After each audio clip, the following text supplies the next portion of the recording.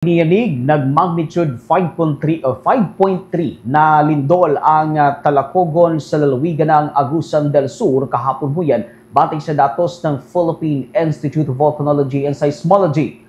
Ayon sa naturang ahensya, naganap ang pagyanig bandang alas 6:26 ng gabi kagabi.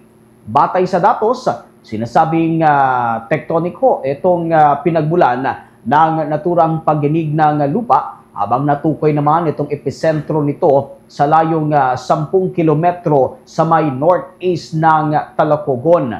Ito ay mayroon namang tinatayang lalim na abot sa 12 kilometer. Batay na rin yan sa naging monitoring ho ng Philippine Institute of Volcanology and Seismology. Naramdaman naman ang itong mga intensities ng lindol sa mga sumusunod na lugar. Intensity 4 naman ay naramdaman mismo dyan sa may Bislig City at Hinatuan, Surigao del Sur.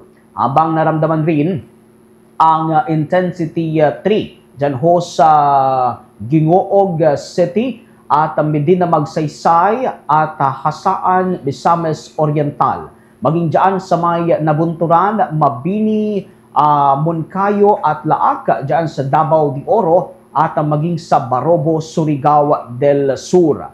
Intensity ito naman ang naramdaman sa Baco, Davao de Oro, maging dyan sa Caguait, Surigao del Sur, Cagayan de Oro City, Villanueva at Taguloan at Misamis Oriental, maging dyan sa may Kabakan at Matalan, Cotabato. Samantala, naramdaman naman ang intensity 1 matapos nga ang pagtama ng naturang lindol dyan sa may bahagi ng Caraga, sa may Davao Oriental at Davao City sa may Antipas, Cotabato. Kaugnay nito ay sinabi naman ng Philippine Institute of Volcanology and Seismology na wala namang inaasahang damage ang naturang lindol at wala nga itong magiging anumang aftershocks matapos ang naging inisyal na pagyanig.